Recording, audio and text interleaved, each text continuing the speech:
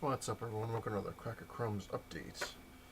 Going to be mostly reviews, a couple interesting things I found out, and a couple questions for hopefully everyone out there can give me some feedback on it, because just curious about some things, but get into that in a minute. First, I want to thank some of my new subscribers. I hope I get these names right, I probably won't, but Davidus Raccoonus, thanks for subscribing. Andrew Treeweek, thanks for subscribing. And Fool Killer 5150, thanks for subscribing. I'm going to put you guys and the rest of my new subscribers, second I get a chance, into my super shout out video, so everyone will have the links to you guys and girls. Thanks. Interesting news I'm going to go into, and then I'm going to I'll go over a review and then ask a few questions. What I found out, apparently, most people know by now that Jamie Foxx is going to be playing Electro in Spider-Man 2. And they've announced Harry Osborn, which I forget who the hell he was. But what I found out that was interesting is apparently Mary Jane is going to be in this now. They already cast Mary Jane, which I can't remember the damn name. Whatever. And apparently Morbius is going to be in the movie, as well as the Green Goblin. Well, let me clarify that a little bit. Not the Green Goblin. Norman Osborn is going to be finally make his appearance, I guess, in Spider-Man. And Morbius is going to be it, but not Morbius the vampire. It's Michael Morbius, the scientist, doctor, or whatever you want to call him. But they claim it's kind of like just a nod to, just Marvel in general, I guess, comics. Hey, here's Morbius, he's in, he exists. But interesting if they did do Morbius the vampire, but who knows. I think sometimes when they do, like you look at, say when a movie first comes out, like Spider-Man, the original Spider-Man, they had the Green Goblin, you have one villain. Then when Spider-Man 2 came out, they had Dr. Octopus, one villain, but they were also kind of hinting at the Goblin, like they kind of had him here and there, which was kind of cool. It's alright. Spider-Man 3 came out, they had freaking three villains. You had Venom, the Goblin, and Sandman. Whereas the same thing with the Amazing Spider-Man, you had the Lizard. They kind of hinted with Osborn, but that it weren't going in anything. But now, I hope they don't get too crazy and like, hey, we got Electro, let's have Morbius, let's throw in the Vulture, let's do this, let's do that. You don't need all that crap. You could totally expand your movies forever if you just put one villain of Spider-Man at a time, because you've seen how many villains he has. But anyway, let me go into review, and then I'm going to ask some questions afterwards, and hopefully you guys can help me out on this. First one I'm going to review, because I haven't had a chance to read them all. I still got a couple left I got to get to. Was FF number 1, which at first I thought this was Fantastic Four number 1, like a continuation, I guess, two different Fantastic Fours, but it's actually Future Foundation. At first when I was reading, I was like, what the hell's going on? Because they have Reed Richards' kids talking about, what the Future Foundation is, what it's about, and I was kind of reading, I'm like, this is kind of crappy, kind of boring. But the more I read it, the more I'm like, this ain't bad. What the hell? I'll give it a shot. Basically, what's going on is Reed Richards, who's Mr. Fantastic, apparently is very sick, or he's dying, he's deteriorating, or something like that. And he convinces the Fantastic Four, he's like, and his whole family's like, we're going to go on this journey, for, education, where secretly he's going on there trying to find a cure for himself, because he thinks that it's not only affected him, but it's going to affect his family. If it's, started with him, it's going to go down the line. So he builds, he has some kind of ship that goes basically out of our dimension, out of our time and space, a whole nother thing. But he doesn't want to leave, I guess, the world without a Fantastic Four. So him and the other Fantastic Four start recruiting others to kind of take their place in a way. He tells everybody that, they're only going to be gone on our level, our timeline, I guess, for 4 minutes, whereas to them, they'll be gone a year or so, whatever. But if you ever watch Gilligan's Island, you know how that works. 3-hour tour, my ass. They were stuck on that one forever, so chances are the Fantastic Four are going to be gone a long time. Anyway, he talks to Ant-Man and convinces him to become, a member. The Thing talks to She-Hulk and convinces her to become a member. Susan Storm convinces Medusa, and then Johnny Storm convinces whoever the hell this is. Can't remember. But anyway, when you get to the end, it basically goes to the beginning. Because, in the beginning of the story, it's the Fantastic Four kids talking to Scott Lang, and you don't know what the hell's going on. But at the end, he's like, all right, I'm this, tell me about the Future Foundation. So it's kind of like if you read the end and go backwards, it kind of makes more sense. But basically, like I said, like Reed was telling me, he's like, we're gonna be gone 4 minutes. He's like, but just in case, we need somebody to head this up. So he's the new leader of the FF. But it wasn't too bad. I did order number 2. I figured, what the hell, I'll give it a shot, see how it goes. Money is kind of getting tight again, so I gotta watch, especially with Marvel raising their prices and crap. But who knows? It's probably gonna be one of the titles I'm gonna drop. Moving on. Deadpool number 3. This one, man, I'll tell you, I'm not even a huge Deadpool fan, but this is funny as hell. I mean, it really, really was just awesome. Just not just a good read, but it was funny. It was entertaining, and it was one of those ones. Like I said, I'm not a Deadpool fan really, and I'm just like, this is pretty cool.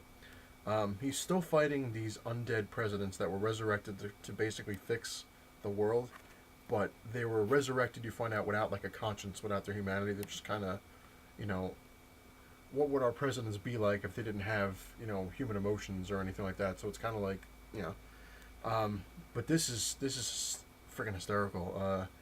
They get the help of Doctor Strange, and this one part, you see Deadpool talking to Doctor Strange, and they show a thing of Richard Nixon, who they used to call Tricky Dick because he was a lying bastard, and he was very tricky, right? And Deadpool, he's like, that's the guy. He's like, yeah, that's him. He's like, I'm gonna pound that dick when I see him.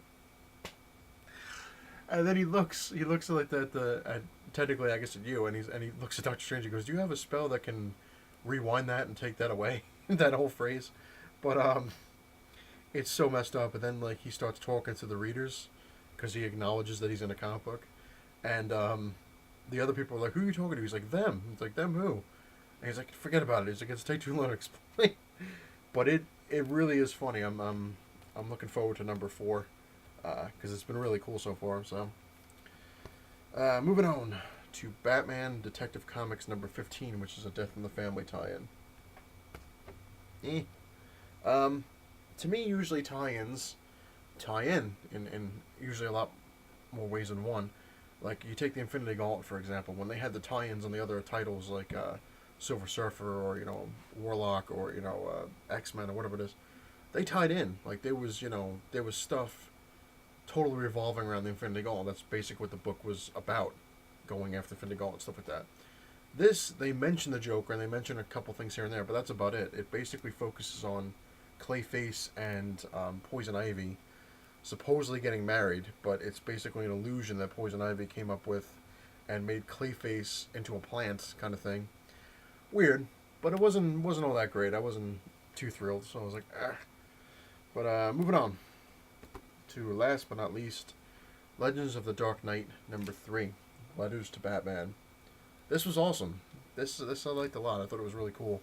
The one before it, I wasn't too thrilled. I was like, but the number 1, I was like, number 1 was cool. I was like, this is awesome. Number 2, I was like, Number 3 is awesome. So, excuse me. Basically, what happens is the Joker tries to blow up a school, and Batman stops him. And he gets back to the Batcave, and Alfred basically says, the commissioner's been calling you, and he's like, wow, what's going on? He's like, oh, you don't know? He's like, what? He's like, the Joker escaped Arkham Asylum. And Batman kind of pounds the table. He's like, what the hell? He's like, how is that possible? He's like, I just literally just dropped him off. And so he's pissed, which I'd be pissed too. And he gets a package in the mail. Well, he gets a package to the police, Gotham Police Department. And then, obviously he picks it up. Basically, he opens it up, and inside is a revolving door with a note saying, you're not even, you shouldn't even exist. No matter what you do, doesn't matter. And Batman knows this from the Joker, and he's just pissed. And he says to Alfred, the real thing that hurts the most is that he's right. He's like, no matter what I do, he's like, I throw all these criminals in jail, and the system spits them right back out in rapid time. And he's like, I've just flat out had it. He's like, maybe it's not worth it, and he's going on and on. And basically, Batman starts focusing on the Joker, because obviously he escaped, so he's like, how am I going to get this guy? And Commissioner Gordon calls Batman and says, you need to come to the police department. I got something I have to give you. And he gets there, and there's just bags and bags and bags of mail. And he's like, "What is this?" He goes, "It's all addressed to you." He's like, "Basically, he's like, we're cleaning out all our files. We're making, putting everything on computers, and this is all the stuff we've stored. It's all yours." And Batman's kind of like, "All right, you know." He takes it, goes back to the Batcave, and just kind of throws it in the corner because Batman, you know, it's technically it's Batman-ish. He's like, he doesn't want, you know, I don't want to deal with this. I don't need thanks. I don't need that. I'm doing what I have to do because I have to do it. And Alfred starts reading the letters, and they're all like kind of thank you letters, kind of like, you know, one kid thanks Batman because he saved his mom from getting killed. Another one, these two brothers thank Batman for saving their bar. One guy says that he was a criminal and Batman stopped him from killing somebody, and he wants to be, you know, a better person thanks to Batman. And then Batman winds up starting to read them, and he's like, you know, he sees that he's relevant, he's needed, and it was just really really cool. I really enjoyed this one. It was good. It was worth the $3.99. All right, now on to a question. Probably an extremely stupid question. Well, a couple of them, but then again, no questions are actually really stupid because how else are you going to learn if you don't ask somebody who knows and you can figure it out?